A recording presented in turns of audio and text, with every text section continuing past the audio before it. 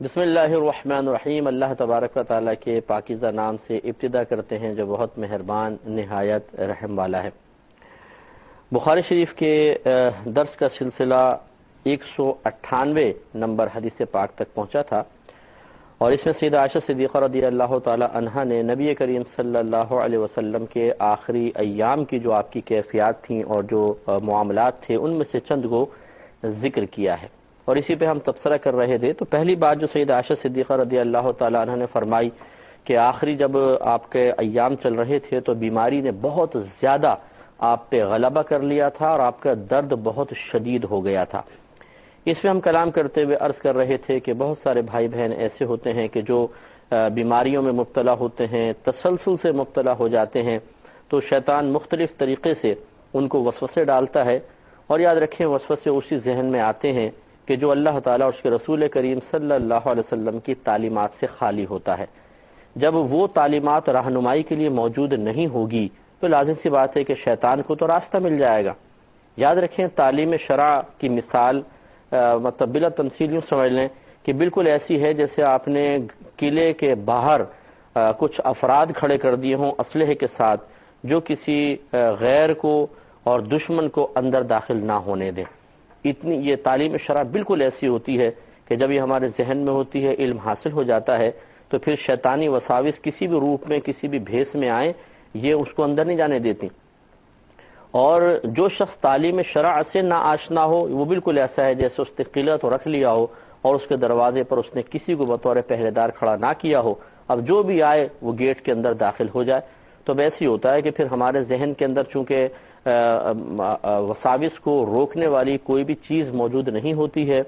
ہمیں تعلیم شرع کا نور حاصل نہیں ہوتا ہے جو شیطان کے وساوس کے کالے پن کو دور کر سکے، تو لہٰذا پھر جو وسوسہ آتا ہے ہم اسی کو حق سمجھ کے قبول کر لیتے ہیں، اور ہم اس کے مقابل اس وسوسے کو دور کرنے والا کوئی معاملہ، کوئی تعلیم اور کوئی سبب اپنے پاس موجود نہیں پاتے ہیں، اور بالکل عاجز ہو جاتے ہیں، اور بالکل شیطان ہمیں ایسا بچوں کی طرح سوچنے پہ مجبور کر دیتا ہے۔ پہلے وسوسہ بنتا ہے، پھر سوچ بنتی ہے، پھر فکر بنتی ہے، پھر پختہ خیال بنتا ہے، پھر تسلسل سے خیالات بنتے ہیں، اور پھر اس پہ زبان سے کمنٹس ہم دینا شروع کر دیتے ہیں اور تباہ ہو جاتے ہیں۔ تو یہی ہم نے پچھلے پروگرام میں آپ کو سمجھایا کہ کسی کا مقام اللہ تعالیٰ کی بارگاہ میں کتنا ہی بلند کیوں نہ ہو، اگر آپ نمازی ہیں، پرہیزگار ہیں، کسی کے ساتھ برائی نہیں کرتے ہیں، تو اس کا مطلب یہ نہیں ہے، کہیں اللہ کا یہ وعدہ نہیں ہے کہ ان نیک اعمال اور اچھے اوصاف اور بہترین اخلاق کے اختیار کرنے کے بعد اللہ تعالیٰ آپ کو ہر بیماری سے محفوظ کر دے گا، ہر پریشانی سے محفوظ کر دے گا۔ ایسا نہیں ہے، بیماریاں آتی ہیں، پریشانیاں آتی ہیں، ہم بھی بیمار ہوتے ہیں، ہمارے بچے بیمار ہوتے ہیں، ہم علماء طبقے سے تعلق رکھتے ہیں، انبیاء علیہ السلام بھی، جیسے کہ نبی کریم صلی اللہ علیہ وسلم سید الاولین والآخرین ہیں، آپ بھی بیمار ہو رہے ہیں۔ تو ہم نے سمجھایا تھا کہ ایسے بھائی بہن ذرا صبر سے کام لیں۔ آپ کی بے صبری سے، آپ کے شکوے سے، آپ کے چیخنے چلانے سے اللہ تبارک و تعالی کی تقسیم پر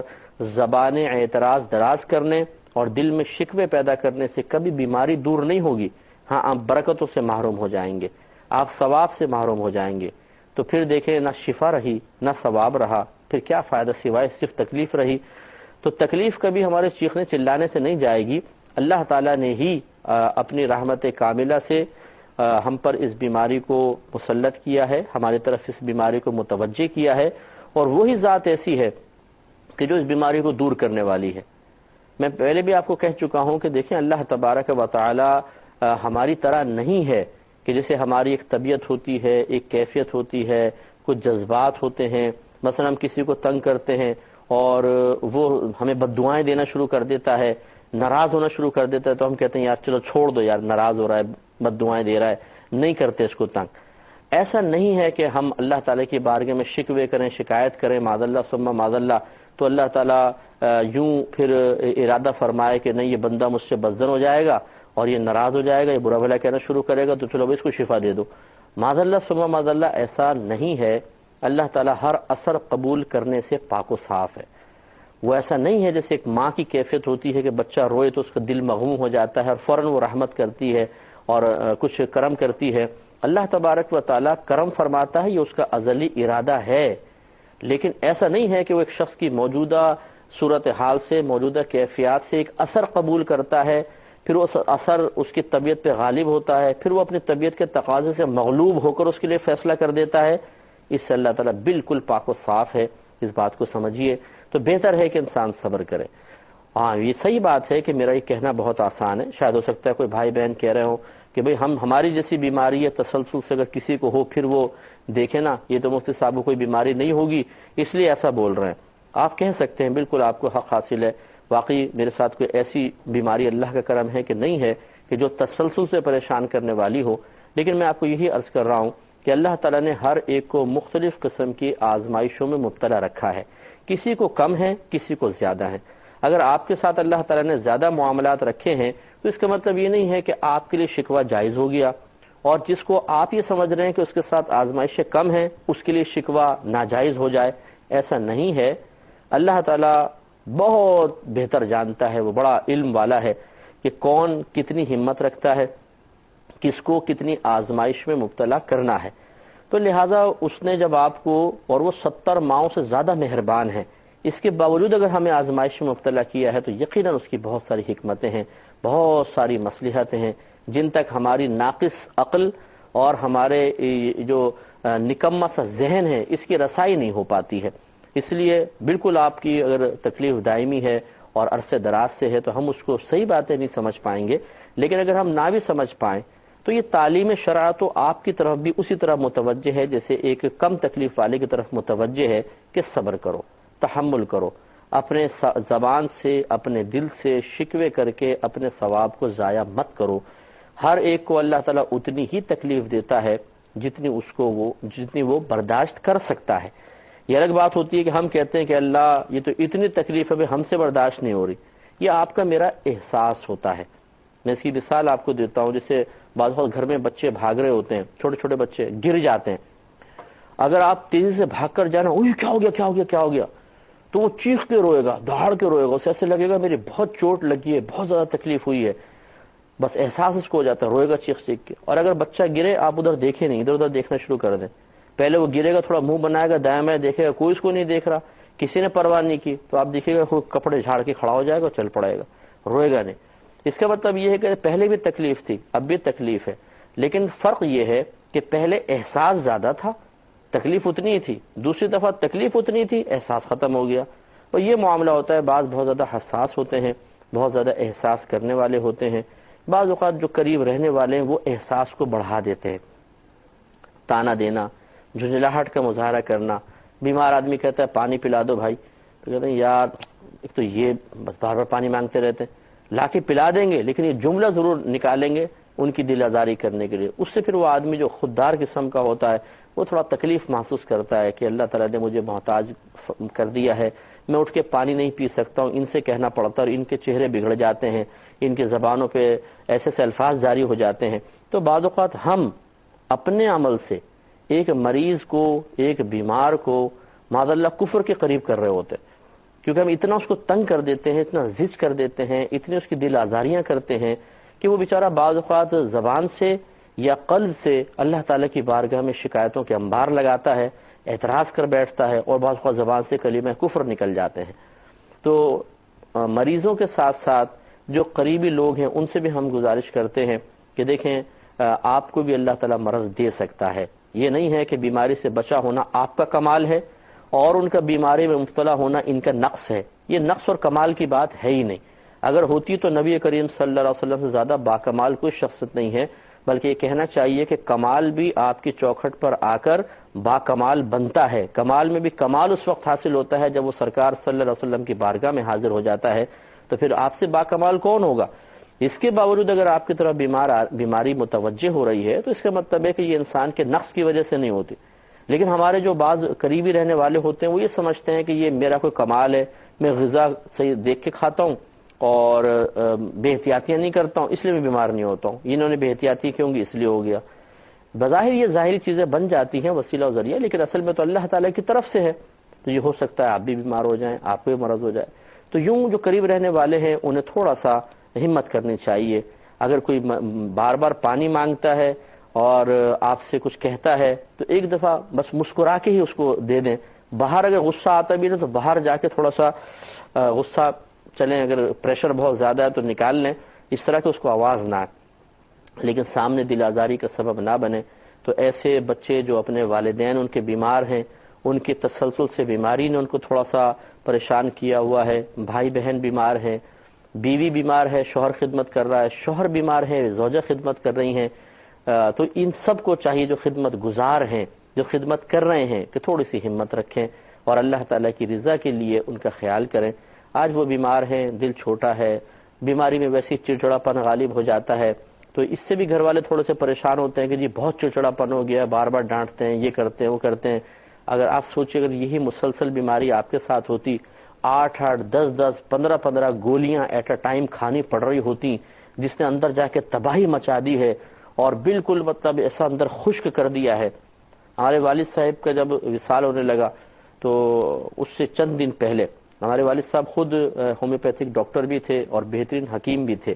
تو اپنا علاج خود ہی گھر پہ کرتے رہتے تھے والد صاحب، اور ہم نے نہیں دیکھا کہ کبھی وہ بہت لمبے کوئی بیمار رہے ہوں، بہت ماشاءاللہ اچھی صحت تھی، لیکن آخری ایام جب آئے تو ایک دم پھر وہ غلبہ ہوا، اللہ کی مرضی تھی۔ تو ہم نے خود دیکھا کہ 8 10 گولیاں یعنی ہم نے کھلائی ہیں والد صاحب کو ایک ہی وقت میں، اتنی ڈاکٹر نے لکھ دی، وہ ایسے پوری ایک وہ کٹوری سی تھی اس میں ڈال کر وہ پوری کی پوری گولیاں کھانا، پھر پانی پینا، تو اندر سارا خشک کر دیا تھا، والد صاحب خود کہا کرتے تھے، اور وہ پریشان ہو جاتے تھے کہ یہ اتنی گولیاں جس نے ساری زندگی نہیں کھائیں، وہ اس کو گولی کھانے کو ملے تو ایسے ہی ہوتا۔ تو اس وقت ہم نے بہت قریب سے اس کیفیت کو مزید محسوس کیا کہ واقعی جب ایک مریض بہت ساری گولیاں کھاتا ہے اور اس سے پھر سائیڈ ایفیکٹس بھی ہوتے ہیں اندر، ایلوپیتھی کا تو یہ مسئلہ ہے کہ اندر سائیڈ ایفیکٹ بہت زیادہ ہوتے ہیں، تو اس وقت پھر یہ بے چینی، یہ اضطراب اور غیر ارادی طور پہ چند حرکات کو صدور ہو ہی جاتا ہے۔ تو اس لیے جو قریب رہنے والے ان کو اس بات کا احساس کرنا چاہیے اور سمجھنا چاہیے، اور ایک لمحے کے لیے آنکھیں بند کر کے یہ سوچنا چاہیے کہ اگر یہی دائمی بیماری میرے ساتھ ہوتی اور اتنی ہی گولیاں بھر بھر کے مجھے کھلائی جا رہی ہوتی جس سے میرا حلق خشک ہو گیا ہوتا اور معدے کے اندر زخم ہو گئے ہوتے اور میرا منہ سے بات کرنا مشکل ہو گیا ہوتا، تو میری کیا کیفیات ہوتی۔ تو پھر ہو سکتا ہے کہ یہ پریشر تھوڑا کم ہو، یہ اظہار بیزارگی ہم سے دور ہو جائے، دل میں بار بار جو یہ شکوے سے پیدا ہوتے ہیں کہ یہ کیا مصیبت ہے، ٹلتے بھی نہیں، فوت بھی نہیں ہوتے، بعض تو کہہ دیتے ہیں برابلا، اللہ تعالیٰ رحمت فرمائے، ایسے لوگوں پر رحم نازل فرمائے، ان کو ہدایت عطا فرمائے کہ بوڑھے والدین کو تانا مارتے ہیں کہ تم نے ہمارا ناک میں دم کر دیا، تم کب مرو گے، ہم تو خدمت کر کے مر گئے، معاذ اللہ ثم معاذ اللہ، اس طریقے سے جملے کہہ کے ان کی دل آزاریاں کر کے اس آخری وقت میں خدمت کر کے جو جنت کما سکتے تھے اس کو ضائع کر دیتے ہیں اور اپنے نام جہنم لکھوا لیتے ہیں۔ ایسا ہرگز نہیں ہونا چاہیے۔ تو ایسے وہ قریب رشتہ دار بھی اللہ کی بارگاہ میں توبہ کریں اور دوبارہ ہمت کریں اور اللہ کی رضا کے لیے ان کی اچھے انداز سے خدمت کریں، ان کی دل آزاری نہ ہونے دیں۔ اچھا، اب یہاں ایک سوال اور بھی پیدا ہو سکتا ہے کہ نبی کریم صلی اللہ علیہ وسلم انتہائی بابرکت تھے، آپ نے بیماروں کو صرف سر پہ ہاتھ پھیر کے شفا حاصل ہوئی ہے، ایسا بھی واقعات بخاری کی حدیثیں گزری ہیں۔ اسی طریقے سے آپ بعض اوقات اپنا بچا ہوا پانی دیا کرتے تھے، اس سے شفا حاصل ہو جاتی تھی۔ آپ کے منہ مبارک کو بی بی اسما رضی اللہ تعالیٰ عنہ کہتی ہیں کہ ہم پانی میں ڈال کے مریضوں کو پلایا کرتے تھے اور اس سے اللہ تعالیٰ ان کو شفا دیتا تھا۔ ایک جبہ مبارکہ کے بارے میں بھی ہے کہ اس کو تھوڑا پانی میں ٹچ کر کے مریضوں کو پلاتے تھے، اللہ تعالیٰ شفا دیتا تھا۔ تو جو نبی کریم صلی اللہ علیہ وسلم اتنے بابرکت ہوں کہ آپ کی برکت سے شفائیں حاصل ہو رہی ہوں، اور پھر نبی کریم صلی اللہ علیہ وسلم مستجاب الدعوات ہیں، جو دعا اللہ کی بارگاہ میں کریں مقبول، اس کے باوجود ایسا کیوں نہیں ہوا کہ آپ نے اپنی شفا کے لیے کوئی اس طرح اہتمام کر لیا ہو اور اپنے لیے دعا کر لیتے، اللہ کی بارگاہ میں بیماری دور ہو جاتی؟ تو اس کا جواب اب یہی ہے، اب تھوڑا سا اسی پر اب غور کریں کہ انبیاء علیہ السلام کو، صحابہ کرام کو، اولیاء اعظام کو اللہ نے بڑی قدرت اور طاقت دی ہوتی ہے، انہیں تمام نبی تو مستجاب الدعوات ہیں، یعنی جو بھی دعا مانگیں گے اللہ تعالیٰ ضرور قبول فرما لے گا۔ جس دعا کی اللہ نے توفیق دے دی بس وہ زبان سے نکلی نہیں کہ قبول ضرور ہوگی، اور جس کو اللہ تعالیٰ مطلب نہیں چاہتا کہ اس چیز کے بارے میں دعا کریں، اور تو پھر اس میں اگر نبی دعا کرنا چاہتے ہیں تو انہیں دعا سے پہلے اللہ تعالیٰ روک دیتا ہے۔ تو معلوم یہ ہوا کہ تمام نبی مستجاب الدعوات ہیں اور صحابہ کرام کی دعاؤں میں برکت ہیں، اولیاء اعظام کی بھی، لیکن یہ ان دنوں میں کیوں دعا نہیں کرتے ہیں؟ اس لیے کہ وہ جانتے ہیں کہ یہ اللہ تعالیٰ کی طرف سے آزمائش ہے، اور ہمیں اس آزمائش پہ پورا اترنا ہے۔ تو اس لیے ہمیں بھی اب یہ ذہن بنانا چاہیے کہ دیکھیے نبی کریم صلی اللہ علیہ وسلم نے اللہ تعالیٰ کی رضا کے لیے اس شدت اور تکلیف کو قبول فرمایا، اور آپ کو یاد رکھیں کہ عام لوگوں سے زیادہ اذیت ہوتی تھی۔ ایک مرتبہ یہ روایت شاید آگے بھی آئے گی انشاءاللہ کہ عبداللہ بن عمر رضی اللہ تعالیٰ عنہما نے نبی کریم صلی اللہ علیہ وسلم کو حالت بخار میں دیکھا۔ عرض کیا رسول اللہ آپ کو بخار ہے؟ فرمایا کہ ہاں۔ عرض کیا رسول اللہ صلی اللہ علیہ وسلم، اور سرکار نے شاید فرمایا کہ مجھے جب بخار ہوتا ہے تو 2 آدمیوں کے برابر ہوتا ہے۔ تو عبداللہ بن عمر رضی اللہ تعالیٰ عنہ نے عرض کیا رسول اللہ پھر تو آپ کا ثواب بھی 2 گنا ہوگا؟ آپ نے فرمایا کہ ہاں۔ تو معلوم یہ ہوا کہ سرکار کو تو 2 گنا بخار ہو رہا ہے، 2 گنا اذیت ہے، 2 گنا زیادہ تکلیف ہے۔ اب آپ بتائیے کیا یہ اللہ تعالیٰ کی کوئی معاذ اللہ نفرت کی علامت ہے؟ یہ سرکار کو چھوڑ دینے کی علامت ہے؟ نہیں، یہ اپنے محبوب کو اس بیماری میں مبتلا فرمانا ظاہر کرتا ہے کہ اللہ تعالیٰ کی بارگاہ کی یہی شان ہے کہ جس کو پیار فرماتا ہے، جس سے محبت فرماتا ہے، اس کو آزمائش میں مبتلا کرتا ہے۔ اور دوسری بات یہ کہ ایک انسان مجبور محض ہو تب وہ صبر کر رہا ہو، یہ بھی ایک کمال تو ہے، لیکن ایک بہت زیادہ قدرت رکھتا ہو اور پھر وہ صبر کر رہا ہو، یہ بہت بڑا کمال ہے۔ تو نبی کریم صلی اللہ علیہ وسلم چاہتے تو آپ دعا بھی فرما لیتے، آپ بہت زیادہ بابرکت تھے، لیکن آپ نے اس میں بالکل پائے سے بات میں لغزش نہ آنے دی۔ تعلیم امت کے لیے آپ نے وہ عمل کر کے دکھایا کہ قیامت تک کے مسلمانوں کو ظاہر فرما دیا کہ اگر تم پر کوئی پریشانی آتی ہے، کوئی اللہ تعالیٰ تمہاری طرف بیماری کو متوجہ کرتا ہے، تو جیسے میں نے علاج کے لیے طریقہ اختیار کیا ہے، یہ پانی ڈلوانے کا اس پہ ہم کلام کرتے ہیں، آپ نے طریقہ اختیار کیا تھا، لیکن کوئی شکوہ نہیں، کوئی شکایت نہیں، اور اللہ کی رضا پر راضی ہیں، ایسا ہی ہمیں بھی رہنا چاہیے۔ اب سیدہ عائشہ فرماتی ہیں کہ جب آپ کا درد بہت شدید ہو گیا تو آپ نے اپنی ازواج سے اجازت طلب کی کہ وہ بیماری کے ایام میں میرے گھر پر، میرے حجرے میں، یعنی سیدہ عائشہ صدیقہ رضی اللہ تعالی عنہا کے حجرے میں رہے، تو تمام ازواج نے آپ کو اجازت مرحمت فرمائی۔ تو اب اس سے ایک دیکھیں مسئلہ ثابت ہوا کہ اگر ایک سے زیادہ کسی شخص کی ازواج ہوں، بیویاں ہوں، تو ان میں باری مقرر کرنا ضروری ہوتا ہے۔ پہلے ہم عام آدمی کا کہہ لیتے ہیں کہ مثلا اگر کچھ شخص ایک سے زیادہ شادی کرے تو اسے بیویوں کے درمیان باری مقرر کرنا واجب ہوتا ہے۔ باری مقرر کرنے کا مطلب ہے کہ وہ دن ڈیوائیڈ کرے، چاہے وہ آلٹرنیٹ ڈیز میں چلا جائے، ایک دن تمہارے پاس، دوسرے دن تمہارے پاس، پھر تیسرے دن تمہارے پاس، چوتھے دن تمہارے پاس، یا پھر 4 دن، ایک ہفتہ، ایک ہفتہ تمہارے پاس رہوں، ایک ہفتہ تمہارے پاس، لیکن مختص کرنا ضروری ہے۔ اس پہ انشاءاللہ ہم کلام کریں گے نیکسٹ پروگرام میں۔ وآخر دعوانا ان